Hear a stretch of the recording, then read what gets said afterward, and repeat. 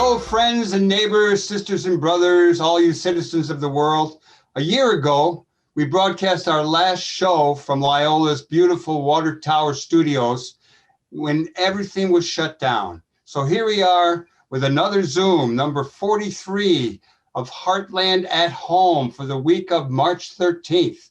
And we're so glad to welcome a couple of wonderful guests, Felicia Davis and Lynne Jordan. And for all of you out there, be it on air, streamed, TV, or the internet, thanks for joining our conversation. And as we like to do each week, we start off with some good things that happened in our lives. And we'll start with Thom. Take it away, Thom. I'm getting my second shot today. And with that, in 2 weeks, I get to hold my granddaughter, who's suddenly 7 months old, which I can't believe. It's been fun visiting by Zoom, but I can't wait to actually see her in person and hold her. We have seen each other a few times, but they've been these drive-by sightings that so many of us have had to do this past pandemic year. Michael, what's the good thing going on with you? Well, there's a lot of good things. I had a couple of good walks by the lake, but I think what I want to call attention to is this movie, the film Judas and the Black Messiah. Yes. I was a community organizer with Join Community Union and Rising Up Angry long before we had the Heartland and long before I retired to just pretty much doing this show. But I got a lot of calls for interviews. I've done 3 or 4 interviews in the last 2 weeks, whether they be film companies or students at Northwestern in graduate school or children of the Black Panther Party. Laura Wills put together a podcast that's called The Year of the Black Panther, the Rainbow Coalition and Beyond. And I participated this week in an event put on by the Chicago, it's actually the Geographical Society of Chicago. And the event was Bridging Divides, activists bringing Chicago's segregated communities together in the 1960s. So I'm a little talked out, but there's a lot of good material that's on YouTube and more to come. So Michael, what are you going to do with your stimulus check? I don't know how much taxes I'll have to pay. I certainly could redo my kitchen a little bit. I've got a car in the shop right now. I took a ride to Wisconsin trying to put miles on so I could pass the emissions test, and my right wheel bearings seem to go out. So I'm waiting to see how much that's going to cost. I hope it's less than the stimulus check. Well, what are you doing with yours, Thom? Well, for the record, a $1.9 trillion stimulus bill was packed. And for all those Republicans complaining about it not being COVID related, when were they complaining about the $2.1 trillion GOP tax scam? I mean, we haven't come back to meeting that giveaway of just a few years ago.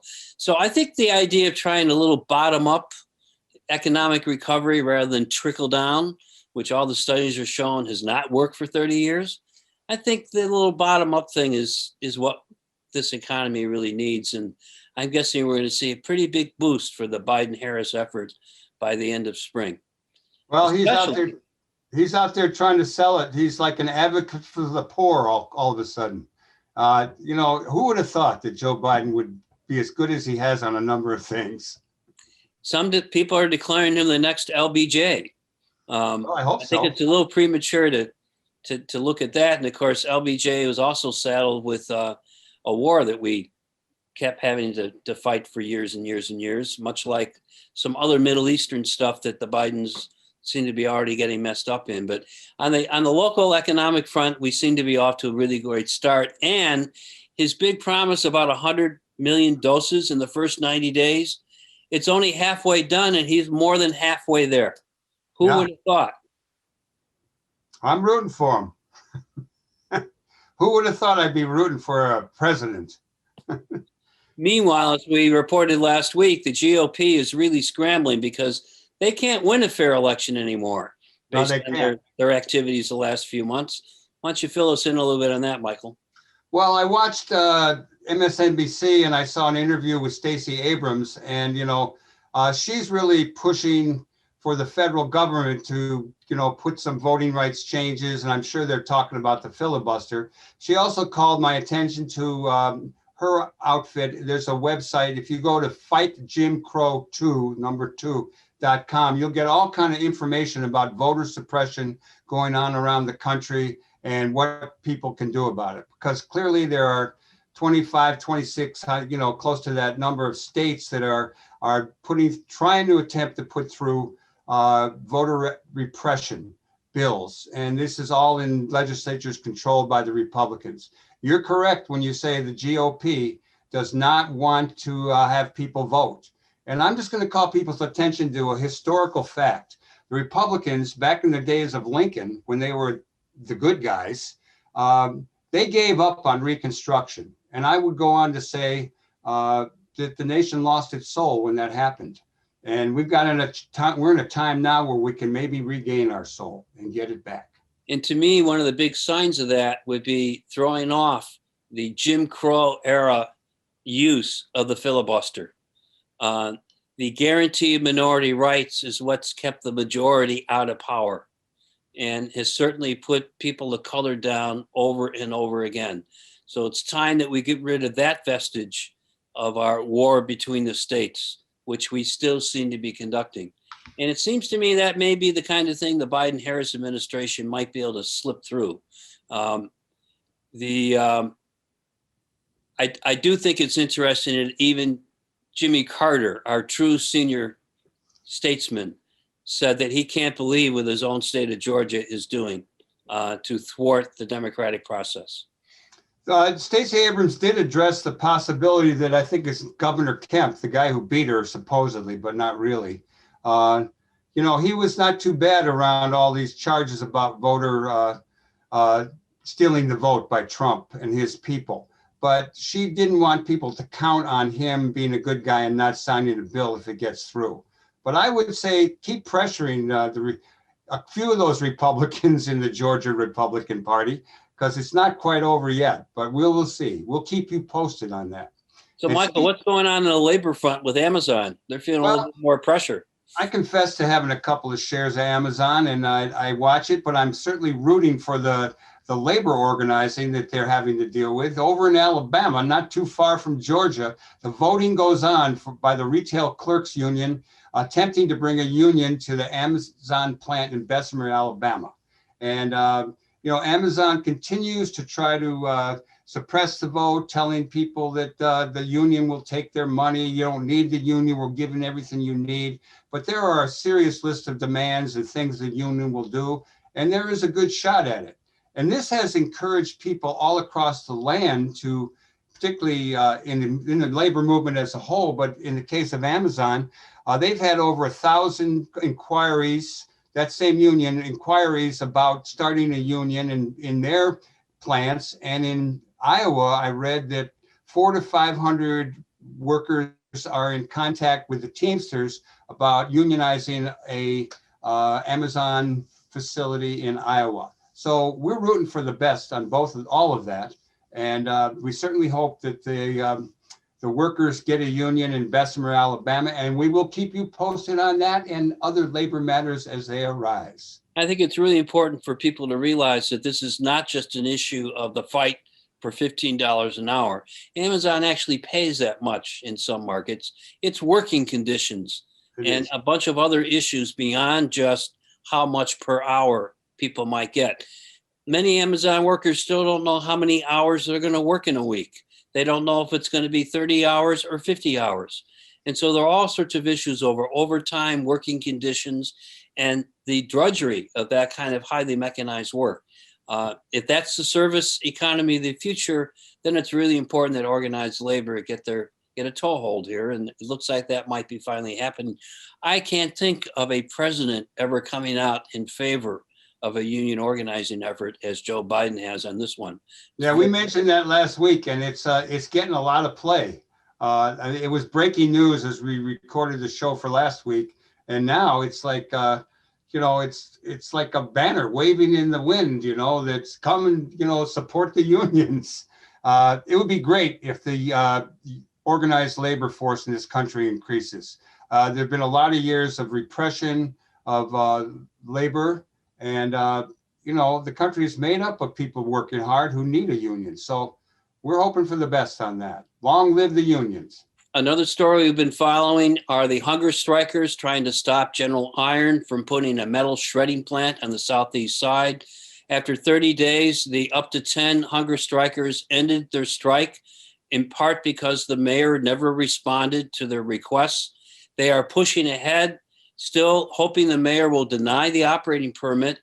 And HUD, under a different administration, the Department of Housing and Development, is still looking at the zoning and code requirements that might have allowed a trade to happen between Lincoln Park and the southeast side.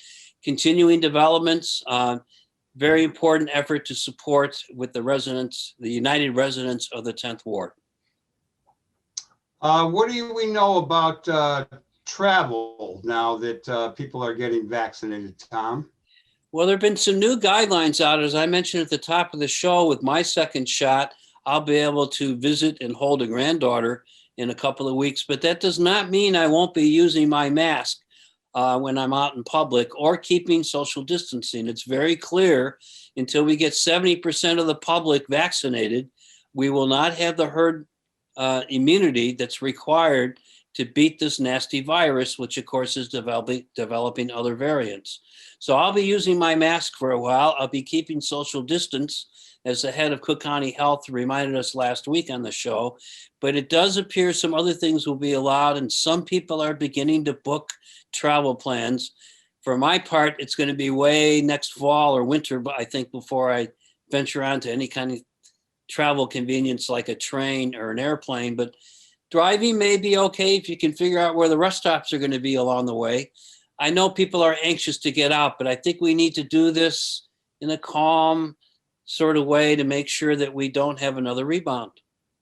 I actually have a pal, Gordon Thompson, a longtime track coach and teacher, who did some traveling even last summer, and he traveled across country, found it to be he stayed in a couple of motels, and they were very, ready for the challenge. They were all cleaned up and sealed and all kind of stuff. Now, I don't know how it is now. I hope if I travel, I have friends who have also had 2 shots, and I could stay at their house or on their floor or sleep in my car outside, depending on where I am. But I do want to travel. And I did cancel my flights to other far off places so that I had gotten through a ticket when I gave up a seat. And I have to use that air miles sometime before the end of the year. So I am looking into a few flights and how that would be. I heard the CDC is saying be cool about the flights, but I also saw a woman, a heavy hitter doctor, it was on MSNBC, talking about she thought that traveling by air was actually safer than a lot of other ways.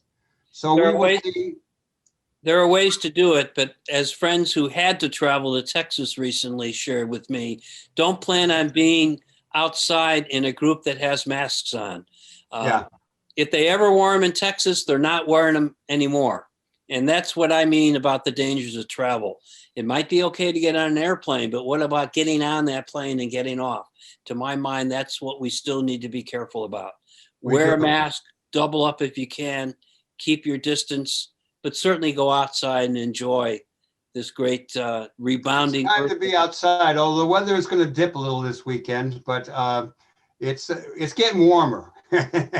and you could see it. I walked at the lake yesterday, and there were a lot of people down there having a lot of good times. There were runners and people sitting and watching the lake and playing. And I brought my juggling balls and was trying to do a little practicing.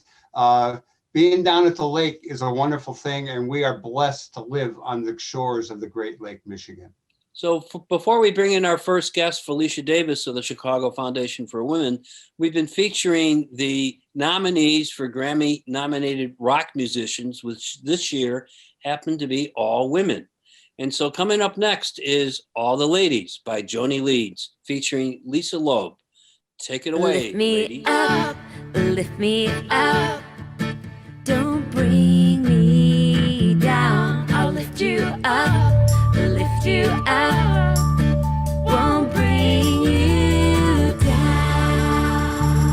All the ladies gather Welcome back. Today we're going to talk with Felicia Davis, who is head of the Chicago Foundation for Women, amongst several other hats she's worn over her illustrious career. Felicia, you recently co-authored an op-ed in Cranes that talked about the She-Cession, referring to the last year of how the pandemic and the recession that came out of it has particularly had an impact on women and women in the workplace. Can you talk about why so many women have left the workforce in the past year? Absolutely. It's a good question, and thank you for having me on the show. This recession and economic downturn, unlike 2008, in 2008, it hit the manufacturing sectors and sectors that were really dominated by men. This economic downturn has hit those frontline workers, hospitality sector, healthcare sector, customer service fields, broadly speaking. And those careers or those jobs are traditionally held by women. So one of the reasons why this term, the term She-Cession was coined, is to aptly describe the economic impact that this downturn is having on women. And the other piece to that is in our country, and an economist said this, in other countries, they have real true safety nets. And someone said in the United States, they have women. So the other reason why this downturn is particularly hard on women is that in the United States, caregiving is overwhelmingly done by women in our country, which means when you go into lockdown and you have remote school and kids have to learn, moms, parents, caregivers are choosing between, I have to keep my kid in school versus me actually leaving. Many of them are also essential workers, so not being able to leave the home to continue into their jobs, and lots of other factors. So from a year ago, we're down, over 5 million jobs for women. We also have hit an all-time low in over 30 years on just the participation of women in the workforce, and that will have a significant impact for generations to come. I know that if people decided to stay at home so that kids could go to school, or maybe they even got laid off, some have been able to work at home, but particularly if it's the mom, but even if it's the dad, juggling those responsibilities can be really tough. Beyond lost wages, if you actually lost your job, what other impacts are there on this She-Cession on particularly working women? So the wages are important, and I know you said beyond lost wages, but the wages are important, and we also have to go back and look at the context of women in the workforce. Overwhelmingly, women are graduating at higher rates in college and attaining degrees at every level. So from associate's degree to PhD. So women are outpacing men. But what happens in the workforce is that the women are not being paid equitably for that work, for that additional educational attainment. And so a family or a family with a woman as a bread earner, inclusive of whether there's another partner in the house or not, the ability to withstand an economic downturn you have to have savings, you have to have a cash on hand and those types of things. And so the fact that women are not being paid equitably in the United States means that they have less reserves to draw from when there is an economic downturn. So aside from the finances, the sheer stress that it requires of trying to balance all of these things. If we're honest, women aren't taught, or none of us are taught, kids go to school. That's the way it's typically done. You drop them off, you pick them up, you manage pick up, drop off, lunchtime, and then the weekend. No one's taught that you're going to sit at a computer all day like I am right now and work, and your child is going to be sitting, 2 feet, 3 feet away from you, and who will be in school, but you'll need to pay attention to their work, your work, and also, by the way, every other thing that's going on in the house. So the enormous pressures that are at play, and even when you have the luxury, and I do consider it a luxury, so even when you have the luxury to work remotely, you still have the laundry list of things, including the actual laundry, that need to happen in the context of your working day. Well, let me ask you, Felicia Davis, what difference would a raise to $15 an hour what kind of difference would that make for people, particularly Well, women? it's just a start. I want to be clear, like $15 is a floor, not a ceiling. And it would be a great start. But again, what that would represent is, and can I add something to that too, Michael? We could also get rid of the sub minimum wage while we're at it for tip servers. Overwhelmingly, the hospitality industry, Right I on. mean, you all know, overwhelmingly the hospitality industry is dominated by women, women of color, and our members from immigrant communities are represented there. And so that has never been an equitable system for them. So increasing any kind of economic security, increasing the minimum wage as a floor, not a ceiling, is absolutely a good start and will go a long way in being able to help women and families in our communities really provide for everyday things, but also to be able to sustain against these huge economic pressures like this downturn. In the quest to not return to normal on some things, you already referred to the frayed safety net, if we ever really had one here.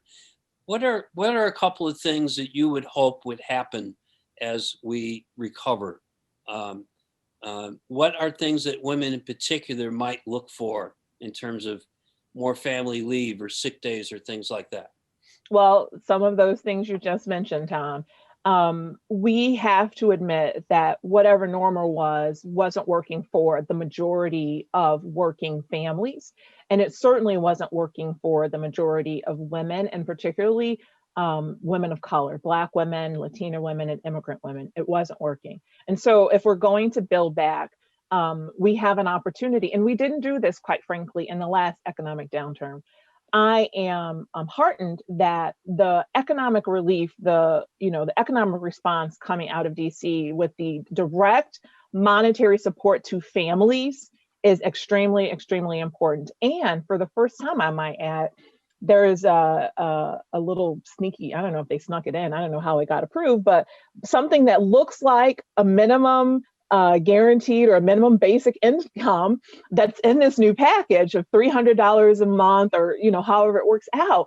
That is substantial because other countries already have that. Of course, we need to have paid leave for everyone. In the context of COVID-19 and the pandemic, for the first time, paid leave, sick leave, and leave has been talked about as an issue for all of us, and not just a woman's issue. So I'm also heartened by that. Like, CEOs are talking about it as much as policymakers in DC and state houses are talking about it, and everyday people, because the reality is in families, that care has a cost to it to be able to provide. And so paid sick leave, those types of things. But I'd also like to see in an equitable recovery, some relief on student loan debt. Honestly, nobody's really talking about it as much, but for the reasons I stated earlier about the predominance of women, the higher predominance of women carrying student, and let's be honest, people of wealth can afford to send their kids to college without mortgaging, taking out a second mortgage on the house, without foregoing saving in their 401k, so forth and so on. But middle income families and poor families with talented kids can't do that. And so the aids that are being provided, the federal aids and state aids that have been provided, don't go far enough to cover the full cost of tuition. So you have this huge debt that many women are carrying. And I'd like to see some substantial debt relief when it comes to student loans as well. Felicia Davis, talk with us a little bit about the Chicago Foundation for Women. What's different about Chicago Foundation for Women from other philanthropies? Yeah, we just dive right in. I didn't even talk about CFW. So Chicago Foundation for Women is a community foundation. It's been around. We're in our 36th year. And it was founded with the premise that at the time, this is way back machine, going back to 1985, the amount of money, although not much has changed, the amount of money by organized philanthropy intentionally invested in women and girls was just a paltry sum. And even today, the Miss Foundation just recently put out a report. It's called Pocket Change, which goes into how women and girls are not invested in, and particularly you know, when you break it down by Latina women, Asian women, Indigenous women, Black women, and so forth, like women and girls are really getting the short shrift here. CFW's premise has always been, we're pushing for gender equity in all things. So a lot of the policies that we've talked about already are things that CFW supports: access to health and health information, equity there, freedom from violence, particularly gender-based violence, as well as economic security and opportunity for women. So as a community foundation, we raise money. So we grant out about 2.8, hopefully we'll go over $3 million this year in awarding grants to nonprofits and community organizations who are serving women and girls. And we think about that broadly. We also include trans and non-binary individuals in our definition of gender, because we have to, you know, a rising tide lifts all boats. Gender, as it stands, we have to be the most inclusive that we can possibly be when it comes to gender equity and inclusivity. So I mean, that's who we are. We also do a lot for leadership development, women's leadership development. We really are, you know, someone said, or it's often said, that CFW is the connective tissue for a lot of organizations. Quietly, we do a lot of quiet work behind the scenes, building capacities of nonprofits, supporting those leaders, particularly leaders, women leaders of color who are running organizations and nonprofits across our city. And we're really good at working hand in hand with the community and lifting up and supporting those really small organizations, $50,000 budgets, $100,000 budgets, you know, $500,000 budgets or less, and helping them get access to resources. I'm curious in another dynamic within philanthropy. There's a huge transfer of wealth beginning to happen. As my parents, as the baby boomer generation literally dies off, our parents are passing along some savings from the World War II generation, if you will. People with money are investing it differently today. How well positioned is the Chicago Foundation for Women to capture some of this wealth, which is still largely controlled by men, and redirect it for some of the things you're trying to talk about? So I think we're a well-oiled machine. We also are a trusted partner, and we have, you know, we've been around for 36 years. But there is a responsibility. So obviously our donors who support us, many of them are supporting us through inherited wealth, very wealthy families, but more and more, the Women's Philanthropy Institute at Indiana University does a lot of research in the sector. More and more donors are also women, particularly single women and people of color. And so the traditional model of philanthropy, which I will say I am a disruptor of it, I believe in more of a put the community on top, and how do we then philanthropy organize ourselves to support the communities. I believe a dear friend always says, you know, the wisdom is in the room, that when I go into a community, I'm there to listen and learn and to see how I can help partner and support them. I am not there to be some font of knowledge to tell them what they need. I'm there to hear them say, these are our needs. And an example of that is some work that we're doing in the community of Inglewood. It's called the Inglewood Women's Initiative, but the community is highly organized. And it's something that gets missed in all of the news reports that come out about this community. The community's, they know, they live there every day. They know the assets. They also know the deficits, and they have plans for what they want to see happen. So they had a quality of life plan. And one of the points in that plan was to lift the economic security for women in their community. And so our work starts with them on that. We are helping to execute on something that they've identified as a high need in the community by wrapping services around women in the initiative, and supporting them with the goal of helping them increase their economic security to a threshold of over $40,000. And we're a patient investor, which is another mark I would have against philanthropy and sometimes government, in that, you know, organizations, entities, corporations do this. Sometimes they'll make an investment, they'll go in the year and they'll say, oh, they're surprised that they haven't solved poverty in a year. And, they want these reports, these pictures and these shiny reports at the end of this work is hard. These are intractable problems for a reason. The disinvestment that got us to this point didn't happen in a year. That disinvestment happened over decades. So one of the things when I say I'm a disruptor is that I tell the truth. I am saying that because it's only fair that donors understand this. There are no magic solutions. It's just rolling up our sleeves, supporting these communities through hard work over time. And that that's how, that's just how it has to happen. I don't know how to say about it. Yeah. That's just how it has to happen. You served in Mayor Emanuel's administration in several capacities. I think early police accountability efforts, as well as being deputy chief of staff. What I'd like to ask you is, why is the pace of police reform dragging on even after the federal consent decree?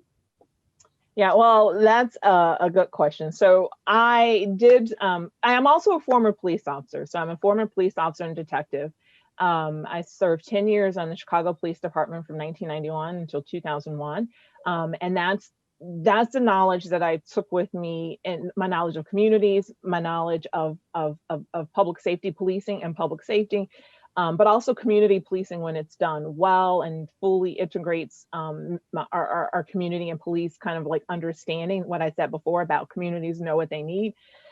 So when it comes down to reform and accountability, there are a lot of players and a lot of actors. And I'm not in this space every day, but I am for safety, particularly for women. And I've been disheartened at some of the things that I've seen, even police violence that has happened against women in our own city. I wrote an opinion piece about that in Crane's, that was published recently as well. I don't have to go to other places to see that. So I'm disheartened by that. Part of it is there's a bunker mentality, I think, that happens. It is a difficult job being a police officer. I walked that road myself, and there are a lot of misunderstandings about what it means and about the people who serve. And I have a deep respect for law enforcement and for the men and women who serve every day. And most of them serve honorably and are really trying to do the best thing in their communities. But then there are lots of layers. There's the political layer.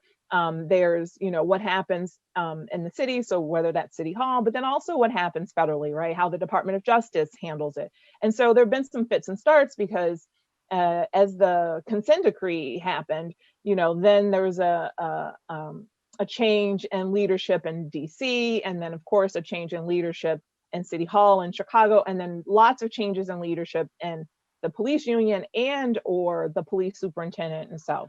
So some of the delays, I will say, probably are the fits and starts that happen when you have a leader leave and the transitions that happen.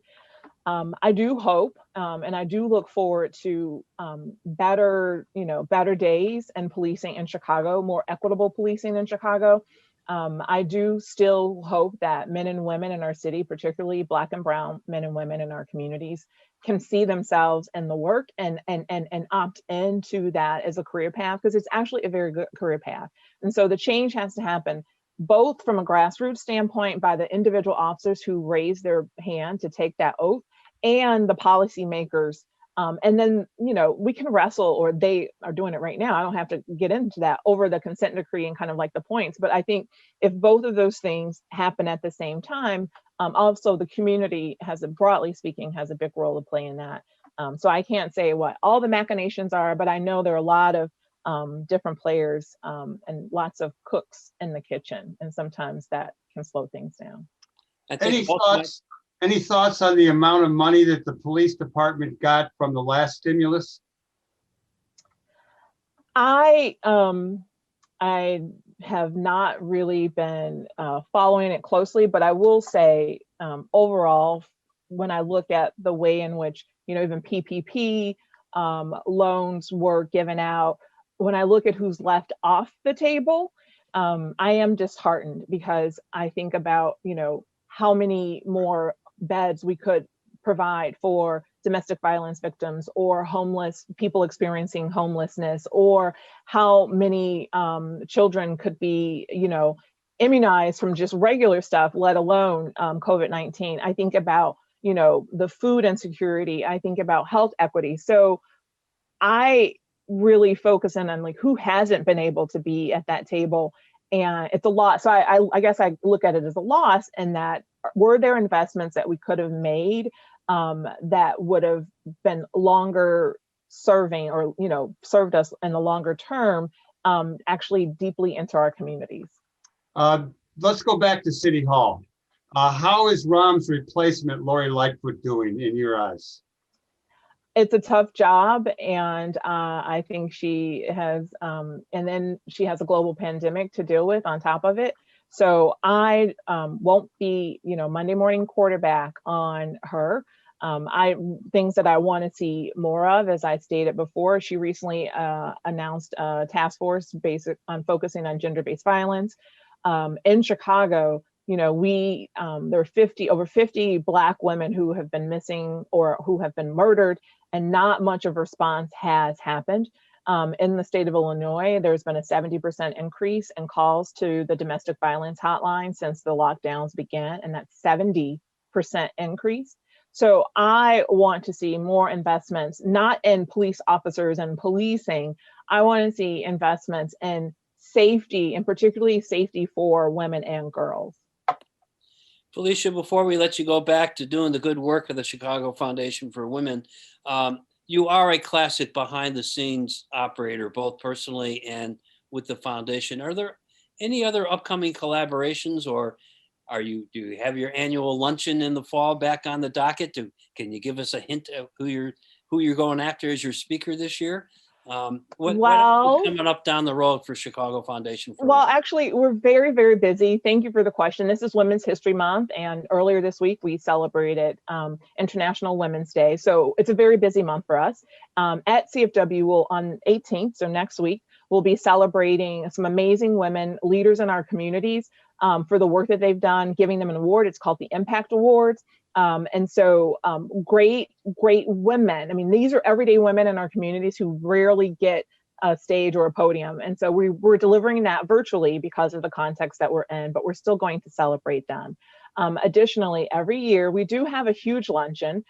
Usually, 2,000 people, or as I say, 1,900 women and 100 brave men who come into the banquet room and hear some amazing speakers. And we always have an amazing speaker. We do have a contract with one of those amazing speakers. I am not at liberty to say who she is, but she is a name. Yeah, no new news. Sorry.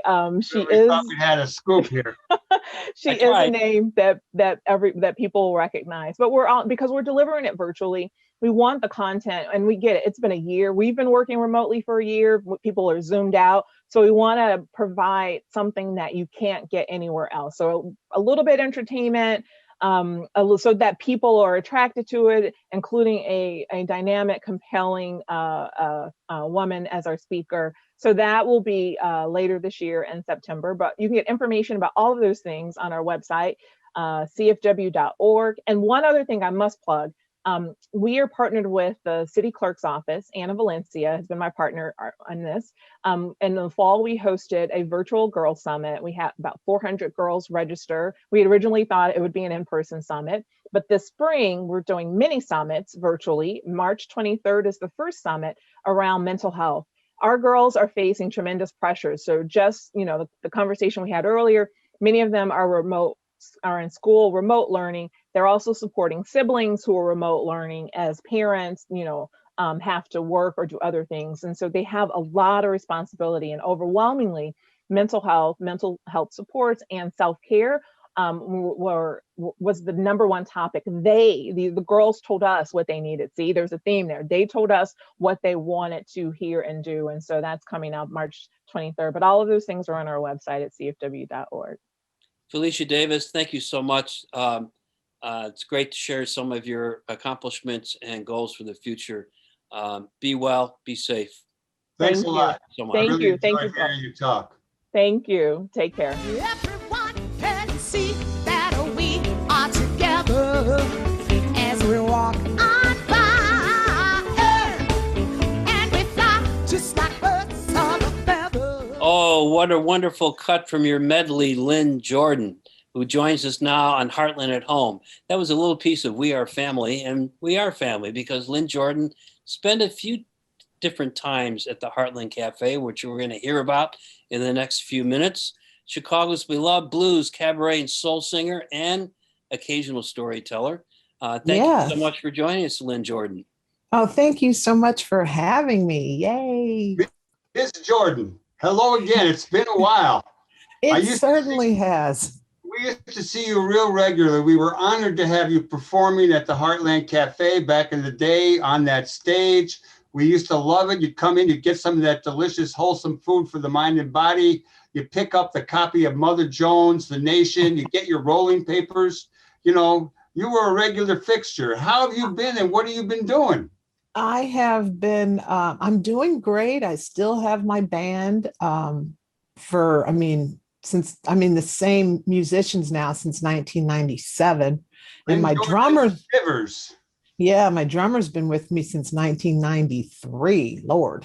But I've been just plugging along and things are going swimmingly. And then the world flipped upside down. And so now I'm just pivoting and making lemonade, so to speak, out of the lemons that have been bombarded at me. But so I'm feeling pretty happy. I can do a whole concert with fuzzy slippers on and pajama bottoms. Come on, man. Well, what else have you been doing besides music? Have you been doing any cooking? You've been doing any reading? You got some new favorite tunes? You got, what's up? Cooking? I mean, what? No, but I sure miss the Heartland. I'll tell you that. What else have I been doing? Coming up with ways to make money, to pay my bills. How's that going?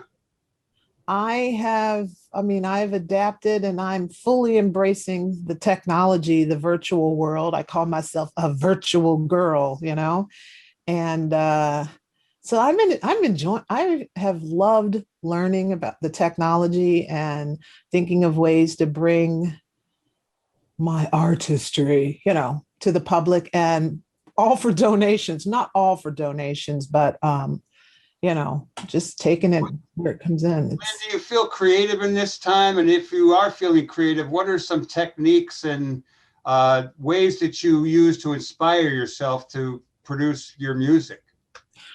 I'm feeling extremely creative because I have to learn this, the technology and make it work for me, find the things that please me. It actually pushed me to do more storytelling.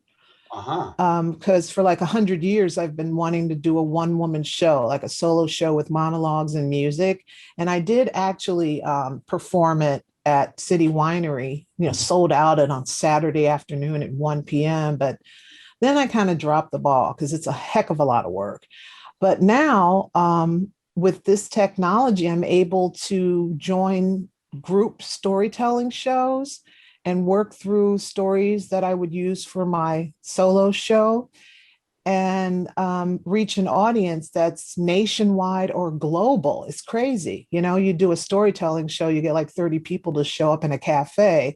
Whereas on this format, you just push it. If there's 7 people, everybody's pushing it to their network and you get people from all over the country, all over the world. And it's a way better way to network. And I'm enjoying that a lot, meeting people. No way would I have met the people I've met through this pandemic, or as Corky Siegel calls it, the damn pandic. There's no way I would have met the people. And like how we're reconnecting. When will we sit and chat like this? Yeah. Never. Maybe if I ran into you, but we wouldn't. Yeah. So it's really great. And meeting Thom. It's just, it's awesome. We'll talk about your Monday night live stream in a moment, but I understand you might be willing to share one of these stories with you. Your grandfather had a little incident in his life. A little incident. One of the stories, this was a story I grew up with, folklore from our family. And when I put together my solo show, it's one of my main pieces. I call it my masterpiece. I'm not going to do the whole piece because it's long, but I can give you just the description is actually a story in itself. I love that. But yeah, and the person who helped me develop it is a woman who I worked for right out of Northwestern. I was her personal assistant, and she was the head writer of The Young and the Restless, and she's got all these Emmys and stuff. It's crazy, daytime Emmys. So she helped me form the story, but it's basically my great grandmother was born a slave. She was born into slavery, and her son, Dave Revere, was my grandfather. All of his siblings had fled north during the first, great migration of Blacks up from the South.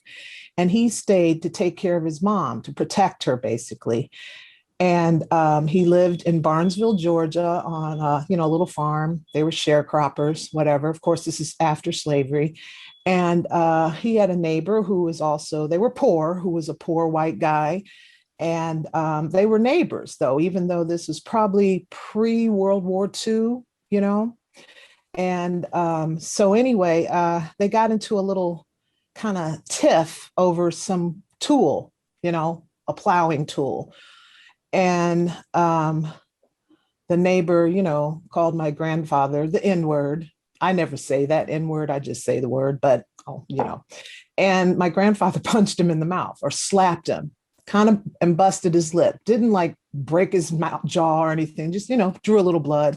And then the fight was over. And he went home to tell his mother, I made sure this cracker didn't, disrespect me. And my great grandmother was like horrified. She's like, they're going to kill you over this. They're going to kill you. Meanwhile, the neighbor was putting together a lynch mob because they were going to go kill him. And my great grandmother knew. I don't know why my grandfather was so naive, but she didn't drag him. She took him out into the forest. This is in Georgia, and hid him. This sounds like a fairy tale. Deep in the forest, literally in a tree, a fallen, hollowed tree that had fallen in the forest floor. And he was 6'4".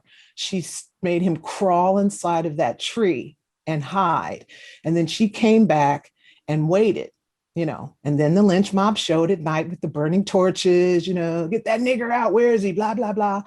And because she was the caretaker, this is in Barnesville, Georgia, she was the caretaker of Mr. Barnes' wife, Mrs. Barnes.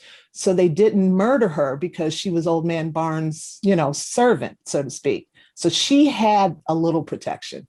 So they basically stood there and, bring him out. No, no, no. And then they left. And then in the middle of the night, she would go and bring him food in the forest. Like, I don't know what she used for light. And this went on for a week because meanwhile, she sent word to her other sons who had fled north to say, send back money. They're going to kill your brother. And the first money she got was from my great uncle. I think it was Uncle Morgan, I believe. And he lived in Dayton, Ohio. And that's how my family ended up being in Dayton, because he was called Papa, my grandfather. He fled to Dayton with this money and then became like a preacher and started a church, and that still exists. Like, he was a child prodigy when he was like 5 or 6 years old, and they were all sharecropping in the fields. They would put him up on like a box or a tree stump, and he would just preach like fire and brimstone at 5 and 6. And the story was, he was so little and he was preaching so hard, he would like lift off on his, on his feet. And he was amazing. And he died when I was 8 years old, but I've always felt a connection with him. And now I'm telling his story all the time. It's amazing. So that's the story. Nice. And I call it an American story because it is an American story, I mean, it's a African-American story, but it's one that's typical of African-Americans in the South during that, Jim Crow time. So that's one of the stories, only it's more fleshed out. And I describe him being inside the tree, and I have characters and I do character voices in it. And I also sing Strange Fruit as part of the. Whoa. Yeah. Oh, it's very dramatic because I do it a real eclectic. I don't do it straight. It's just me and solo piano. and he basically follows me, so it's very moody and dramatic. And when you hear the story of someone possibly being lynched and the fear, and I also describe what a lynching is in the more fleshed out version, of course, because people think, oh, a lynching, they just hung them. It was like, no, they'd go to the house with torches or whatever, burn their fields, threaten the wife and children, and then torture the person. It wasn't just they took them to a tree and hung them, they'd castrate them, they'd set them on fire, they might shoot him. Of course, they'd beat him, within an inch of his life, So I and I just list it off. I don't like get real emotional. I just say, well, they'll do this, and then they might do that, and then they might do this, and da. And it's real emotional. So when I get to the song, Strange Fruit, it means more because bulging eyes and, you see, yeah, she just told me about that, burning flesh. Yeah, she just said that's something they would do. So, look how excited I sound.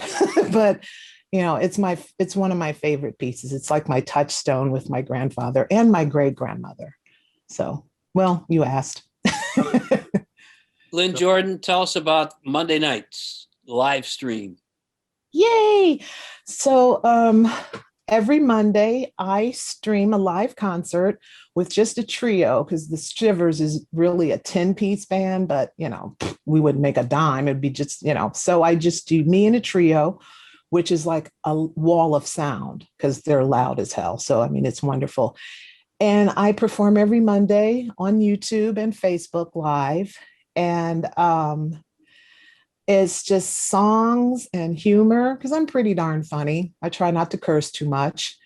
And I tell some stories, and I'm hopefully going to start bringing in remote guests, just switch into a guest, like Dietrich Farr is going to come on, and I have some other people that I know, a couple filmmakers and all the people I went to Northwestern with are like stars. So I'm like pulling like, hey, I'm doing this little piddly show. And they're like, sure, as long as I said 5 minutes, all you do is get on your find this on YouTube and Facebook. What are the call letters? Well, okay, it's Lynne Jordan and the Shivers, my Facebook page, or Lynne Jordan. And then on YouTube, this is kind of complicated because you have to have 1,000 subscribers to stream live from YouTube. So my YouTube, it's being broadcast on ASP, which stands for like ASP, but it stands for Audible Sound Productions. ASP Streaming is the channel, but you don't even have to go through all that. Just go to lynnejordan.com, click on events, and you'll see every Monday, and you just click and it'll just take you there. Which is what I should have said that last night. It's a really good way to do it. lynnejordan.com. Yeah. Lynne, no, after I confused. Yeah. Why did you even ask me, Thom? I'm going to talk crazy. Yeah. lynnejordan.com, LYNNEJORDAN. Don't forget the 2 N's and an E. Otherwise, you'll pull up a porn site if you just say LYNN Jordan. So we're going to go out with a medley recorded just this past week from the Monday Night Live stream. 7 p.m. Central Time. What a delightful way to meet you in this pandemic year. And I look forward to when we can actually do it in person.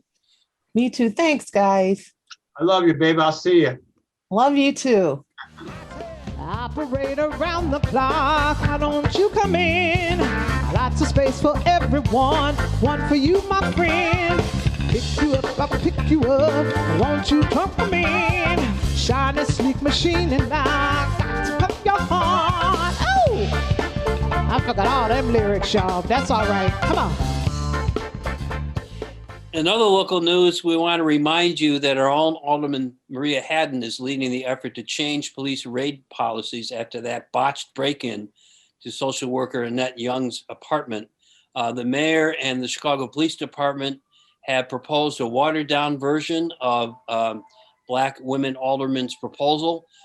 We want to support our local alderwoman and make sure that this ordinance gets passed out of committee in its stronger form. Also, we want to update you on the Illinois Clean Energy Jobs Act. It is close to being voted out of committee finally in the General Assembly. Please contact your local state legislator to make sure this very important piece of legislation finally gets the hearing it deserves? Normally at this time of the year, our friends at the Nuclear Energy Information Service march outside the Japanese Council. And it is the 10th anniversary of the earthquake and the tsunami, which destroyed 3 nuclear power plants and killed over 10,000 people. So everyone should remember how terrible this was, and it is 10 years, and the Japanese government currently wants to dump contaminated cooling water into the Pacific. Imagining draining Zion, well, I don't know how we would drain Zion, but into Lake Michigan. This would be a bad thing if they let that nuclear waste get put into the Pacific Ocean. Let's talk a little sports. It is yes, basketball. Michael, it's spring training time. Oh, and March Madness. Yeah, spring training is in another few days. The exhibition games go to full tilt. They've been cutting them off at 6 and 7 innings, but it is basketball time in America. It is March Madness starting to erupt, and there are some teams here locally that we all want to watch. Northwestern, unfortunately, did not do so well in the Big Ten tournament, but Loyola earns an NC2A tournament bid with its victory over Drake and winning the Missouri Valley. And DePaul is going to be playing Providence. They may have played by the time you hear this. And the Big Ten, what's left is the University of Illinois, who was ranked way up there, number 1 or 2 in the country now. They will have a good seed in the NC2A. So keep watching basketball for a few more days. Get ready for baseball. And while you're at it, the Bulls are exciting to watch. What do you think about the prospect of going to Wrigley or Comiskey for a ball game? I think it's still a little early myself. Well, I do have one friend who has season tickets, and every few years he invites me to go with him. I was supposed to go last year. It didn't happen, but I am hoping I get an invite. So I'm my neighbor who has a partial season ticket to Comiskey has already invited me because he thinks it's going to be safe. I wanted to know what day is bobblehead day for Tony Russo. Yeah, well, we'll see how he does as our manager. I'm rooting for him. I know you're a Cubs fan. I do root for both teams, but I do have a passion for the White Sox. I'm no longer a Cubs fan. Anna, you're not anymore? Team, but I cannot support the ownership. Yeah, it's a bad situation for Cubs fans if they've got good politics. On a more serious note, in memoriam, Carol Blakely, who was married to Doug Youngblood and is the daughter-in-law of Peggy Terry, who ran for vice president in '68 with Eldridge Cleaver, has passed away. She was very active in Joint Community Union in Uptown and was a wonderful person. And a good friend of mine, his daughter, China Lee Smith, passed away, and today would have been her birthday. And she was a wonderful kid that we watched grow up when she and her family would come eat at the Heartland Cafe. So China Lee Smith, you are in our heart, as is Carol Blakely. And what do you got, Thom? Any more? Well, I want to acknowledge the passing of Sammy Blue, a dear friend, performer of our music producer, Lynne Orman Weiss. As we've been doing all through the show, we're featuring Grammy Award winners in the rock category this year, who are all women. We'll go out today with Daylight by Grace Potter. In the meantime, we want to remind you that for over 25 years, we have brought you live from the Heartland, now Heartland at Home. It's broadcast every Saturday morning by our friends at Loyola University on WLUW 88.7 FM. We also stream it from WLUW.org, and we're archived at youtube.com/heartlandmedia. Check us out on CAN TV. You can find us many times during the week on channel 27. We want to especially thank our engineer and editor, Louis Mejia, and our marvelous music producer, Lynne Orman Weiss. Please do good in the world. The world needs all the good that we do. All power to the people.